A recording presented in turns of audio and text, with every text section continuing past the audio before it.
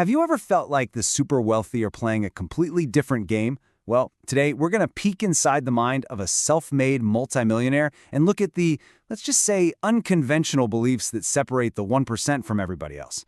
Get ready, because you might have to unlearn a few things you thought you knew. And that's really the heart of it, isn't it?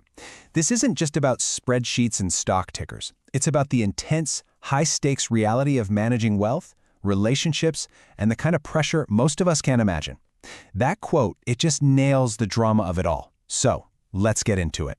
All right, first up, we are coming for a sacred cow of success advice. You've heard it a million times. Your network is your net worth. But what if that's not just wrong, but dangerously wrong?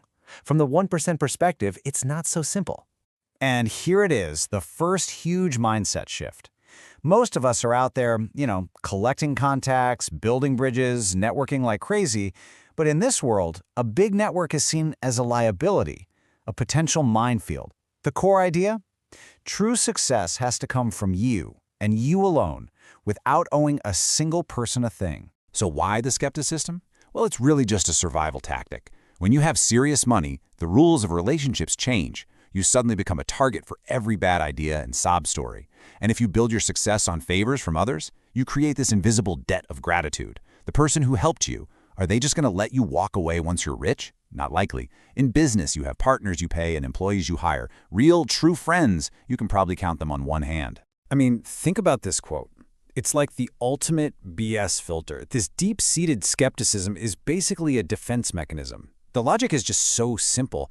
The truly amazing can't-miss deals, they're almost never shared. So when someone slides into your DMs with a once-in-a-lifetime opportunity, the first question you got to ask is, wait, why are you telling me? Okay, so this idea of radical self-reliance leads us straight to our next topic, debt. And this is another place where the 1% mindset just completely flips the script. We're all taught there's good debt and bad debt, right? Well, this perspective, it pretty much throws that whole idea out the window. Look, society has basically trained us to see certain debts as achievements. A mortgage for a big house, a loan for a fancy car.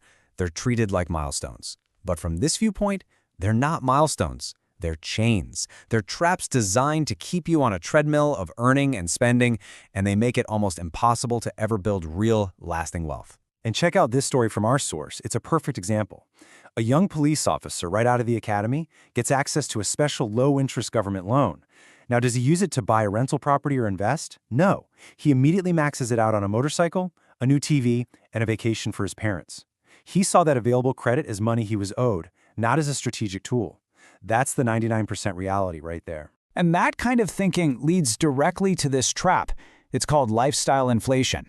It's why a doctor making $500,000 a year can be just as broke as a teacher making $50,000. As soon as they get a raise, they upgrade everything. The house, the car, the vacations. Their income goes up, but their spending goes right up with it. And their net worth stays at zero. They're trapped, just in a much, much fancier cage. So that brings us to a really critical point. If you're not spending all your money and you're not getting into debt, what exactly are you doing with it? The answer is not saving it. The answer is deploying it. And trust me, there's a massive difference between those two words. For most people, the goal is safety, security. You put your money in a savings account where it feels protected. But for the 1%, money sitting still is money that's dying. Every single day, inflation is silently eating away at its purchasing power. So the number one rule is that your capital must always, always be working for you, deployed in things that are making more capital. So how do you do it? Well, the plan is actually shockingly simple, but it requires insane discipline. Here it is. First, you figure out all the income your assets will bring in for the year. Second, you calculate every single expense you expect to have. Third, you double that expense number. That's your cash buffer. Half for emergencies, half for surprise opportunities. And fourth, and this is the key, every single dollar left over gets thrown right back into investments, immediately. No excuses. And that leads to a number like this, 80%. This is the number that changes the whole game. We're not talking about putting aside 10% for retirement. We're talking about taking the vast majority of your extra income and putting it back to work year after year after year. That's the engine that creates the kind of growth that just explodes. And this quote just sums it all up, doesn't it? So many people are obsessed with how to make more money, But the 1% mindset is obsessed with how to keep the money you have and force it to grow. That discipline to protect and deploy capital is seen as a way harder and way more important skill than just earning a big paycheck. You know, that word, discipline, is the perfect way to get into our final section. Because if you think about it, none of these ideas are that complicated. The real secret, the actual currency that makes this whole mindset work, it's not money at all. It's something psychological. To show what this means, our source tells this really intense real-life story. An acquaintance he's known for decades, a woman in her 50s, calls him up, totally devastated. She's worked her whole life, but she spent all her money taking care of her parents. When her mom died, her brother inherited the house and just kicked her out. She has nothing, and she's asking for a loan to buy a small place to live. Now, she's not even asking for a handout. She's saying, I'll put the house in your name as collateral. I'll pay you back. It's a gut-wrenching situation. So just take a second and be honest with yourself.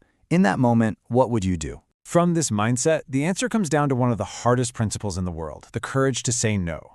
It's the discipline to protect your own resources, even when every part of you is screaming to say yes. The advice his own mother gave him was, if you want to help someone, give them the money as a gift you never expect back. But if you can't afford to do that, you have to say no, because you can't save everyone, and trying to will only pull you down with them. So as we wrap all this up, these are the real currencies we're talking about. It's not about some secret investment strategy. The entire foundation is built on these three things: unshakable discipline to follow your plan no matter what, radical self-reliance so you never owe anyone anything, and the incredible courage to say no to protect everything you've worked for. And that really brings us to the final question for you.